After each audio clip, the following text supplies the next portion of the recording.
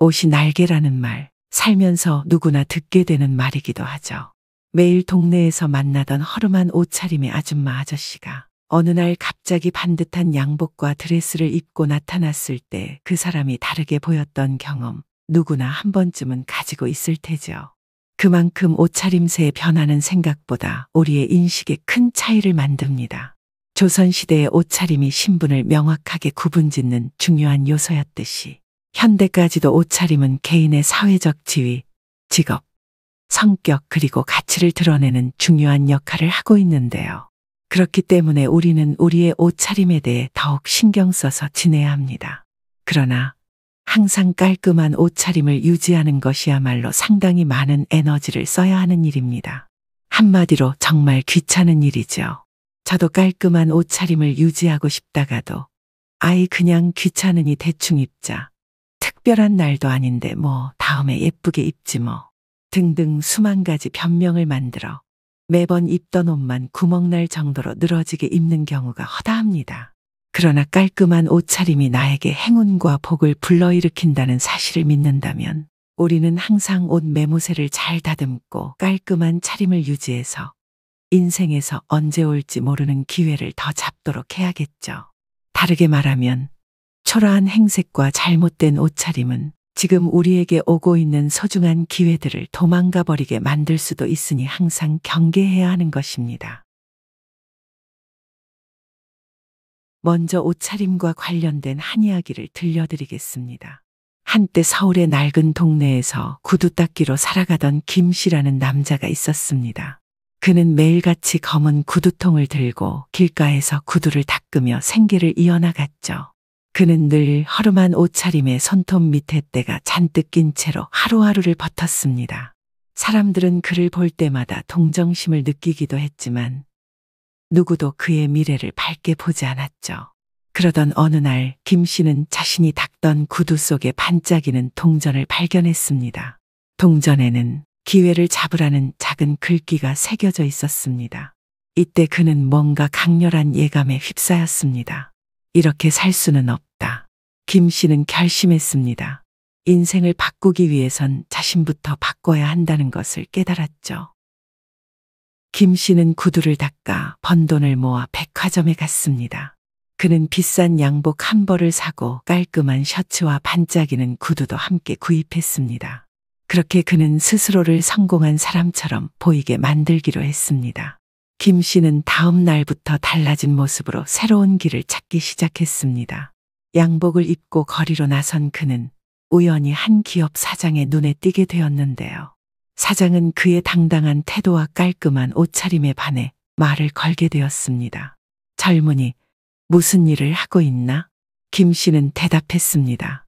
현재는 특별히 하는 일은 없지만 뭔가 큰 일을 하고 싶습니다. 사장은 그를 보며 잠시 고민하다 이렇게 말했습니다. 우리 회사에 와서 일을 배워보겠나? 신뢰할 수 있는 사람 같군. 김 씨는 그날부터 사장의 회사의 계약직 사원으로 일하게 되었습니다. 그는 항상 자신의 옷차림처럼 일에서도 언제나 깔끔하고 단정함을 유지했죠. 사람들은 그의 성실함과 열정을 인정했고 그는 빠르게 승진했습니다. 결국 김 씨는 기업의 정사원이 되었고 나중에는 높은 자리까지 오르게 되었습니다. 김 씨가 가난에서 벗어나 성공할 수 있었던 원인은 단순히 옷차림을 바꾼 것에 그치지 않았겠죠. 결국 그가 옷을 바꾼 것은 자신을 새롭게 정의하고 세상에 자신을 다르게 보여주는 첫걸음이었던 것이죠. 그는 자신을 성공한 사람처럼 보이게 함으로써 주변의 시선과 기회를 끌어들이는 법을 배운 것입니다. 옷차림은 단순히 외적인 변화일지 몰라도 그 변화를 통해 김 씨는 자신감과 새로운 태도를 얻게 되었습니다. 이를 통해 그는 기회를 포착했고 그 기회를 잡아 성공을 이룰 수 있었습니다. 김 씨의 이야기는 옷차림을 바꾸는 작은 변화가 인생을 바꿀 수 있는 거대한 시작이 될 수 있다는 사실을 일깨워줍니다.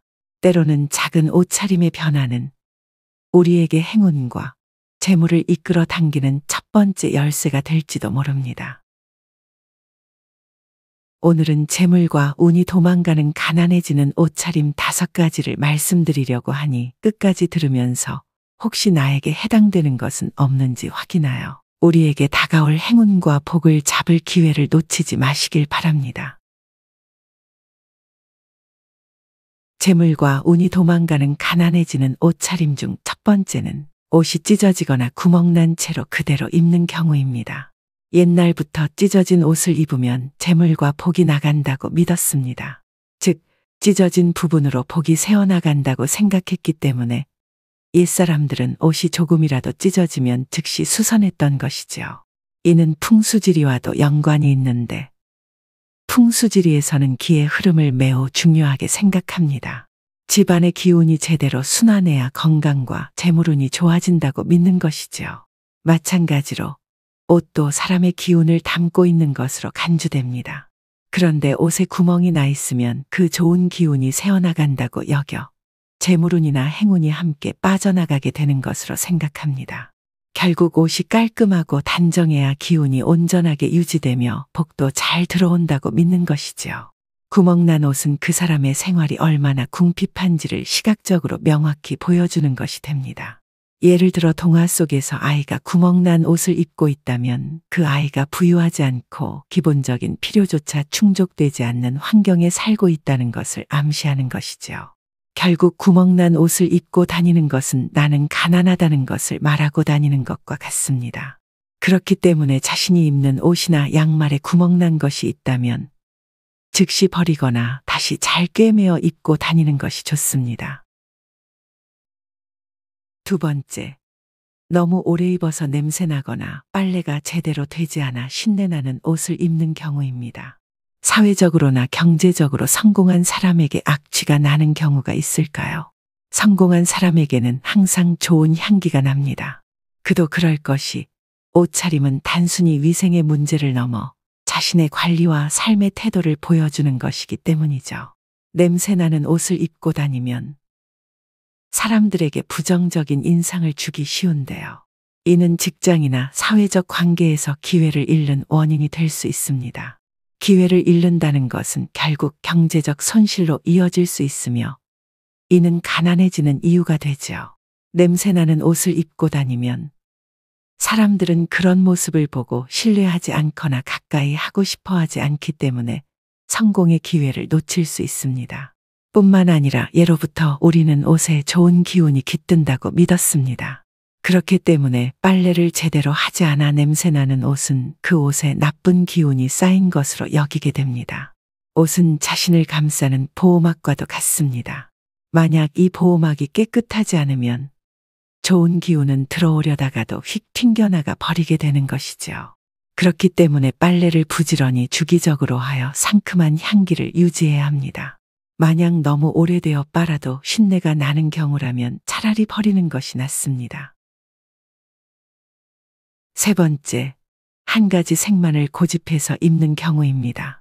풍수지리에서는 음양오행을 중요시하며 색상도 이에 따라 서로 다른 기운을 가진다고 보죠. 특정 색상은 특정한 에너지를 의미하며 다양한 색상을 적절히 조화롭게 사용하는 것이 운을 좋게 만듭니다. 한 가지 색만 고집하게 되면 특정한 에너지만이 강조되어 기운의 균형이 깨지고 재물운에 부정적인 영향을 미칠 수 있죠. 예를 들어 빨간색만 고집하면 지나치게 강한 화기운이 작용해 재물운이 소모될 수 있다고 봅니다. 또한 검은색은 깊이와 안정성을 의미하지만 지나치면 우울하거나 폐쇄적인 기운을 강화해 재물운을 막을 수 있다고 해석될 수 있습니다. 색상의 다양성은 다채로운 에너지를 받아들이고 이를 통해 재물운이 흘러들어오는 길을 열어줍니다. 한 가지 색만 고집해서 입는다는 것은 그 색상이 가진 특정 에너지만이 강조되어 오히려 다른 중요한 에너지를 차단하게 된다는 말이죠. 다양한 색을 사용하는 것은 풍수에서 균형 잡힌 삶을 상징하듯 한 가지 색상만 고집한 옷차림은 편협하거나 불균형한 삶을 나타낼 수 있으며 이는 곧 재물운에도 부정적인 영향을 끼칠 수 있습니다. 결국 재물복은 조화와 균형에서 비롯된다고 믿기에 색상의 다양성을 통해 조화를 이루는 것이 중요하죠. 지금부터라도 조금 다양한 컬러의 옷을 매치하여 입고 다니도록 해보세요. 네 번째, 옷에 무늬나 그림이 없는 것만 입고 다니는 경우입니다. 풍수지리에서는 기운의 흐름과 활기를 중요하게 여기는데요. 옷에 무늬나 그림이 없는 단조로운 옷은 생기가 부족하고 활력이 없는 것으로 간주될 수 있습니다. 이런 단조로움은 기운의 흐름을 막고 재물운을 끌어당기는 힘을 약화시키죠. 반면 다양한 무늬와 색상을 가진 옷은 기운을 활성화시켜 재물운을 비롯한 좋은 기운을 끌어들이는 데 도움이 됩니다. 옛날 조선시대 왕의 의복을 생각해보면 옷에 화려한 패턴이 새겨져 있었죠. 그런 화려함은 왕실의 부와 권위를 과시하는 수단임과 동시에 또 왕이 백성들과 신하들에게 자신의 절대적인 권위를 드러내고 왕실의 번영과 풍요를 상징하는 것이 되기도 했습니다. 결국 화려한 문양은 단순한 장식을 넘어 상징적인 의미를 구체화시키는 작용을 하게 되죠. 그렇기 때문에 너무 단조로운 패턴의 옷만 입는 것보다는 조금 화려한 문양이나 패턴이 있는 옷을 입음으로써 자신의 행운과 풍요를 드러내는 수단으로 활용하는 것이 좋습니다. 뿐만 아니라 무늬나 그림이 없는 옷만 고집하는 것은 삶에서 변화와 다양성을 피하는 태도로도 해석될 수 있습니다. 풍수지리에서는 다양한 경험과 새로운 시도가 좋은 기운과 재물운을 가져온다고 여기는데요. 따라서 옷차림에서도 다양한 패턴과 색상을 통해 여러 가지 긍정적인 에너지를 받아들이는 것이 중요합니다. 단조로운 옷차림은 변화와 발전을 막고 재물운이 정체되거나 사라지게 할 수 있기 때문이죠. 이제부터라도 조금은 화려한 패턴의 옷을 구입해서 입고 다니도록 해보세요. 5번째, 너무 꽉 달라붙는 옷을 입는 경우입니다. 우리의 삶에는 기운의 원활한 흐름이 매우 중요합니다. 만약 옷이 지나치게 꽉 끼면 몸을 압박하게 되어 기운이 원활하게 순환하지 못하고 그로 인해 좋은 기운이 들어오지 못하게 되죠. 혈액순환이 잘 되지 않으면 몸에 필요한 영양분과 산소가 제대로 공급되지 않아 건강에 문제가 생기는 것과 같습니다. 너무 꽉 달라붙는 옷을 입어 기운을 막히게 하면 행운이 들어올 공간을 좁히게 되는 것과 다름없습니다. 결국 재물운도 함께 막히거나 사라지는 것이지요. 풍수에서는 공간뿐 아니라 사람의 몸도 기운이 순환하는 통로로 보며 너무 꽉 끼는 옷은 이 흐름을 방해하는 요소로 간주됩니다. 또한 옷이 너무 꽉 끼면 신체적으로 불편하고 또 심리적으로도 스트레스를 유발하게 될 수도 있죠. 이런 스트레스 역시 에너지 흐름을 방해하고 긍정적인 기운을 떨어뜨리게 됩니다. 만약 살이 쪄서 옷이 꽉 끼게 되었다면 다시 체중 조절을 통해 몸무게를 유지하던가 아니면 새로운 옷을 장만하는 편이 좋습니다. 편안하고 여유로운 옷차림이야말로 좋은 운을 끌어들이는 첫 번째 통로이기 때문입니다. 이상으로 재물운이 달아나는 5가지 옷차림에 대해 알아보았습니다. 옷이 날개다 라는 말은 단순히 비싸고 좋은 옷을 입어야 한다는 의미만은 아닙니다. 오히려 옷차림이 우리의 기운과 운에 미치는 영향을 고려하라는 의미로 볼 수 있습니다. 옷은 우리의 이미지와 기운을 나타내는 중요한 요소이며 이를 통해 좋은 에너지를 끌어들이고 나쁜 기운을 막을 수 있습니다. 적절한 옷차림은 우리의 마음가짐과 생활 태도를 반영하며 이는 결국 재물운에도 긍정적인 영향을 미칠 수 있죠. 옷을 선택할 때는 자신의 몸과 마음을 편안하게 하고 기운이 잘 흐를 수 있는지 생각해 보세요. 작은 변화가 큰 운을 불러올 수 있습니다. 여러분도 옷차림에 신경을 써서 좋은 기운과 재물운을 얻길 바랍니다. 이번 영상이 마음에 드셨다면 구독과 좋아요를 눌러주시기 바랍니다. 끝까지 시청해 주셔서 감사합니다.